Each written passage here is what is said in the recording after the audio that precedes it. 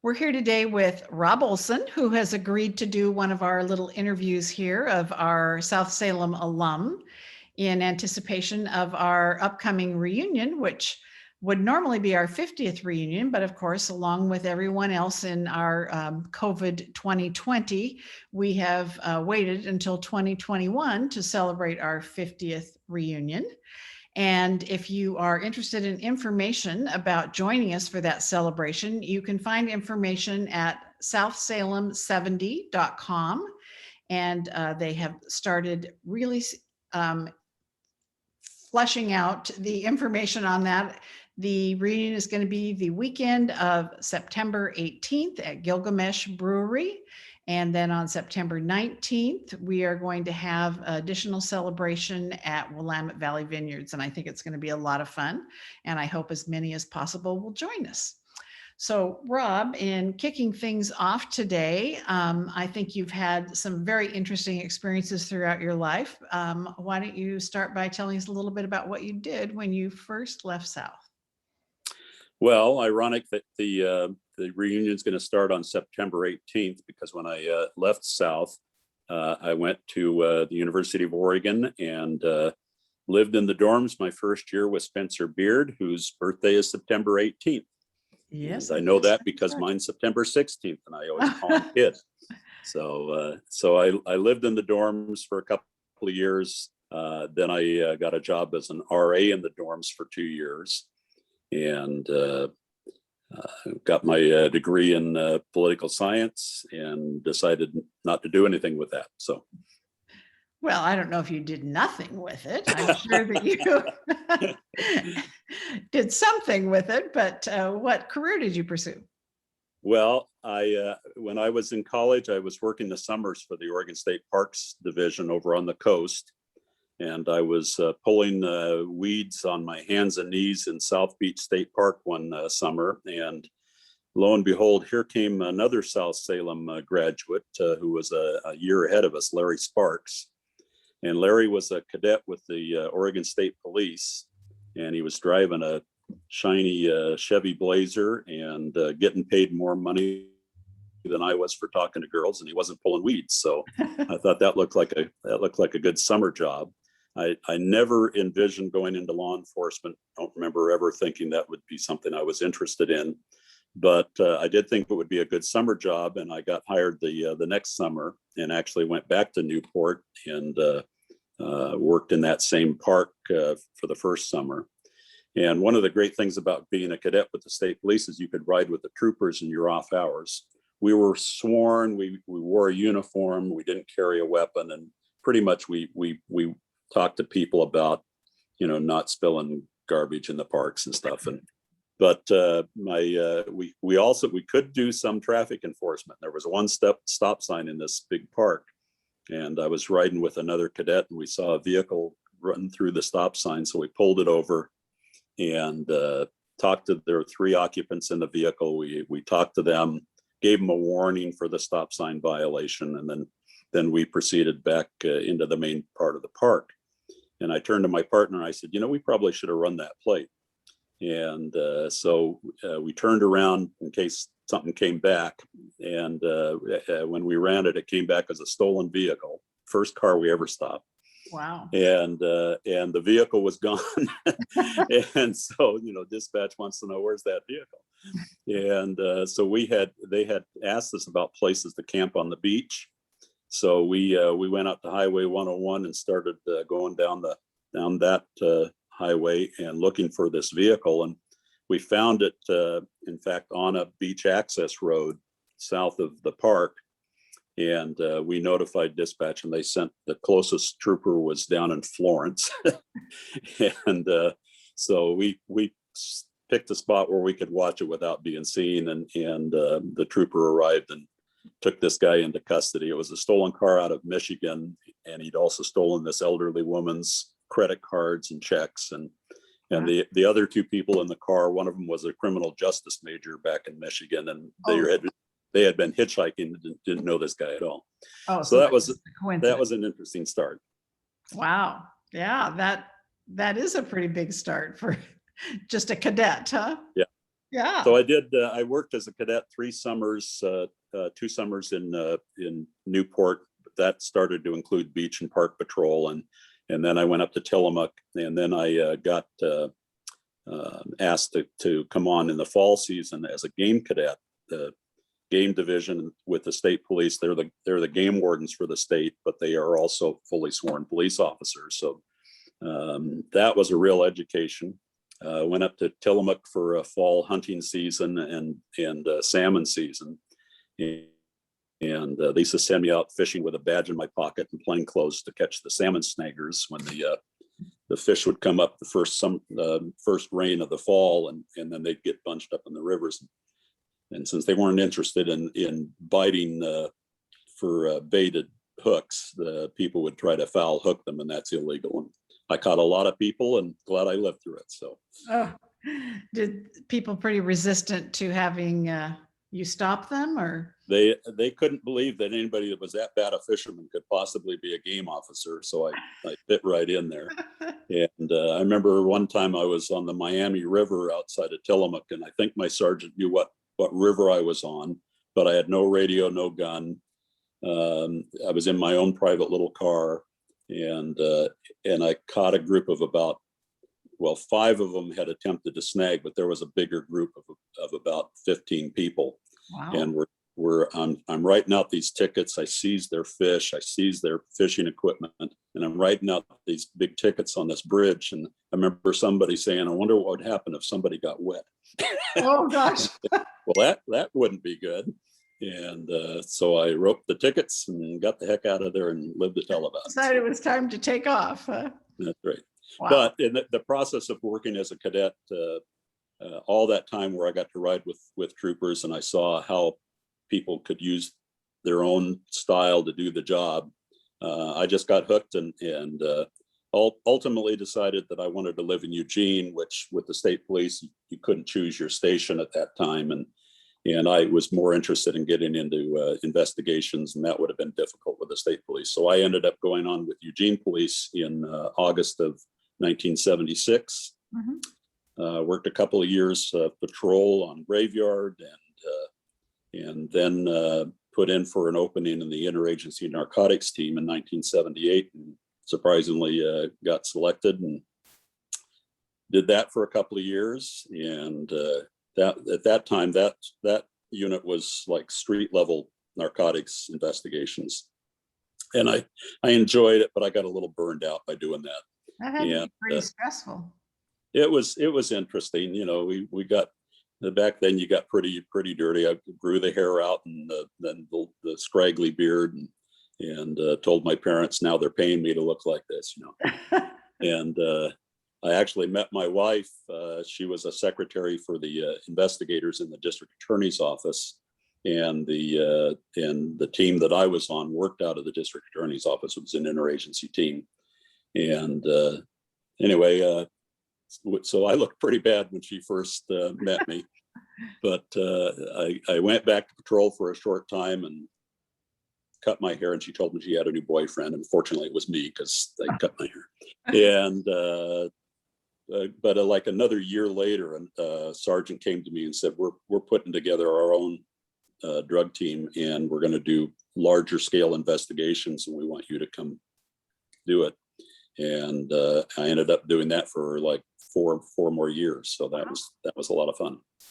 Well, you told me a story about a pretty exciting drug bust that you made that almost ended in your demise. It did. March of '82. I got enough. I'd been following the antics of a pretty large scale cocaine dealer. His name kept coming up, but I never had enough information to get a warrant.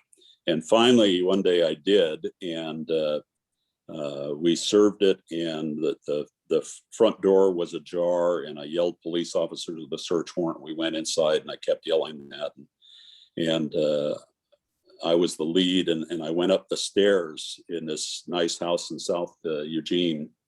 And when I got to the top of the landing, I was getting ready to turn left to go into the master bedroom. And there he was in a crouched position, and I saw the muzzle flash of his gun. And I swear, the thought crossed my mind, that's not good. I am And sure that that is not good. and fortunately I ducked as I saw that, and we did the trajectory with the crime lab later, and I think he missed my head by about 3 inches, Oh my gosh. and it lodged into a wall behind me. And anyway, I fired back, around the corner, and he gave up, and we got like 2 kilos of cocaine and I think 14,000 in cash and LSD and marijuana and psilocybin, Wow. and convicted him of attempted murder of a police officer and all those felony drug cases. And he got a 20-year sentence and did 3, Oh, and that is got unbelievable. paroled. And so people were telling me all the time in my career, why do you do this thing? Nothing happens to these people. And several years later, I got a call from a U.S. attorney in San Francisco, and he wanted to know about this case involving this guy in Eugene. And I told him all about it. He says, well, he was arrested recently by, I think it was Customs, that he had tried to buy 700 pounds of hash that they were doing a reverse sting on in California. And he was going to be sentenced in San Francisco, but the pre-sentence report talked about this case in Eugene, and he was claiming, no, it was a misunderstanding, it was nothing. And so they flew me down to San Francisco, and I was in the courtroom when they brought him in, and he was 59 years old. He looked really old. And as soon as he saw me, he gave up that whole defense. So he pled guilty, and he ended up dying in federal prison in Arizona a few years later. So Wow. I used to tell my recruits, just wait long enough and they'll screw up again. So Eventually they pay the price. yeah. Yeah. Well, that is quite a story. That's really terrifying. And did you have some other exciting drug busts and adventures? Oh, sure. We had a guy. I got a call from DEA one time, and saying that a cocaine dealer, again in Eugene, had been arrested up in Alaska. He had brought a kilo of cocaine up there and had a guy that he gave it to, who then sold it to an undercover officer. But they didn't have a real good case against the prime suspect, and asked if I could assist them. And I said, well, we knew about this guy. We had done a controlled buy with an informant, and based on all of this, I can write a search warrant for his house. And we went in, and there was a woman in the house when we served the warrant, and she wanted to leave. And I said, well, you can leave, but I'm searching your purse before you go. And she said, you can't search my purse. I don't live here. And I said, well, your driver's license says you live here. You get mail here, and you're here. As far as I'm concerned, you live here. And inside her purse was evidence that tied this guy to the drug case up in Juneau, Alaska. Oh my gosh. So I got 4 trips to Juneau out of that before we convicted him up there. And Wow.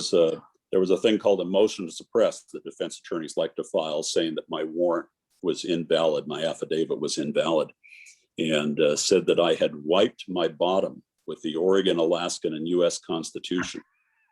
And the judge up in Alaska, not only did he find that my warrant was perfectly valid, he ended up levying a fine of $100 against each one of the defense attorneys for the language that they used in the motion to suppress. Oh my gosh. The best judge I'd ever encountered. So that is great. I like that. Good. Finally, someone who stands up. Huh? Yeah.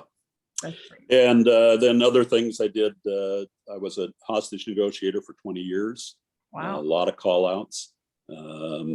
Got trained by some of the people, Frank Bowles and Harvey Schlossberg back in New York, that created the art of hostage negotiations after the Munich tragedy years ago. Wow. And we ended up changing our name from a hostage negotiation unit to a crisis negotiation unit, because the vast majority of the people we dealt with were barricaded suicidal subjects. They didn't have anybody else they were holding hostage. So we changed it to crisis negotiation. And as I say, I did that for 20 years, stood on a lot of rooftops, talking people out of jumping, and Wow. on the phone with a lot of people. And was very fortunate, never lost anybody where I was the primary, but that was the luck of the draw because I was with other negotiators when they did an outstanding job, and we still lost a few people. Mhm. But it wasn't boring. So do you like to watch crime shows? I have to ask that. Oh, sure. Yeah. Yeah. Oh, okay. I just don't know you know, whether, you kind of burn out on that or if you actually enjoy watching crime shows. I love no, watching crime shows. I remember when I was still working, I mean, Hill Street Blues was the first one that, Yeah. had some touch of reality to it. Yeah. And NYPD Blue. And in fact, you remember Sipowicz on Oh, yeah. Yeah. on NYPD Blue? I never worked robbery homicide, but I worked all the other detective assignments, but we were a small enough department that when there was a homicide case, we frequently got called in to help them. Mhm. And I got contacted by the sergeant of that unit one time saying that they were doing bank robbery surveillance, and they had gotten a call from Phoenix PD. They had a missing person, a real estate broker in Phoenix, and they thought it might be a homicide case, but they don't know where he was. And but his credit cards had been used through Arizona into California, and now were being used up in Eugene. Wow. And the sergeant asked if I could take the lead on that, and I said sure. And I found out that they had somebody had rented a storage unit using his credit card and his name and a phony Eugene address, and that was enough to allow me to write a search warrant and get into that storage unit. Inside the storage unit, we found some ammunition. We found a photo of a woman with a gun. We never found the gun, but we found documents that showed their real name and a real Eugene address. And she, it turned out, was a stripper down in Scottsdale, Arizona, and she was the sister of a guy that we had arrested multiple times for burglary in Eugene. And so I did another search warrant for the house. Long story short is we found them at that house, separated them, got conflicting stories about whether they'd met this guy and been in his apartment. And so we arrested them, and we got permission from our district attorney's office to arrest them for conspiracy to commit murder, even though we didn't have a body. 2 days later, Phoenix PD got a call from Yavapai County saying that they had found a body in the desert 3 weeks earlier with a bullet in the back of his head, and that turned out to be our realtor. And so a group of us got to go down to Yavapai County, just north of Phoenix ways, just outside of Sedona, and had a lengthy trial down here for that. So, and we convicted those people. But the reason I talked about Sipowicz was that one of the defense attorneys wanted to know about when I advised this guy of his rights.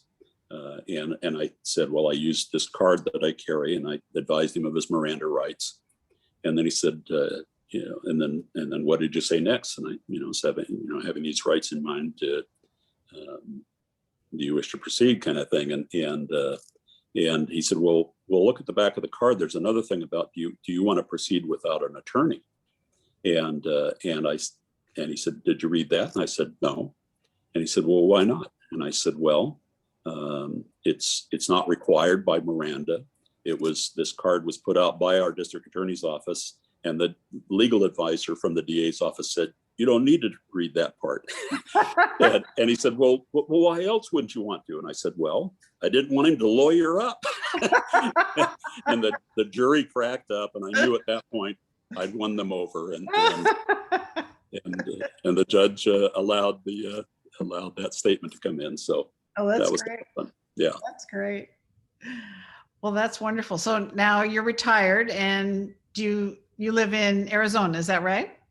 Yep, we moved down to Gilbert, Arizona. My brother went to ASU. He was a South Salem graduate in 1967, and he came down to ASU on a music scholarship, and he's lived here ever since. And he was the principal bass player in the Phoenix Symphony for 35 years and taught music in the schools down here. So we'd been visiting down here a lot, and he had grown daughters that anyway, we live close to all of them, and they all have families now. And so it's worked out really well for us. And I get to play golf a lot. So. And then now you're a professional golfer and music video maker. Yeah. Yeah. Well, emphasis on the I'm a golfer. Well, I've seen some of your music videos and they're great. I actually worked security at the Fred Meyer Challenge in Portland for about 8 years and got to be on the course and in the clubhouse with the greatest golfers in the world with a bunch of Portland cops. And so, yeah, that was a lot of fun. Yeah. Don't know how they did it. My game doesn't resemble that at all. So will you play golf when you come up to the reunion? I sure hope so. I grew up playing Salem Golf Course, and back in 1999, we had come up to Salem to see my mom and dad, and a week later, my dad went to play golf at Salem and told his partner he wasn't feeling well, and on the 7th hole, he hit a great drive, and he fell over and he died of a heart attack. And so I would like to go visit Salem Golf Club again. So yeah, that would be great. That would be great. Well, I hope that we see you at the reunion September 18th and 19th. And I really appreciate you doing this interview with me, Rob. It's been really fun to hear your experiences. Thanks, Luann. Enjoyed it. Okay. Talk to you soon. Bye-bye. Bye-bye.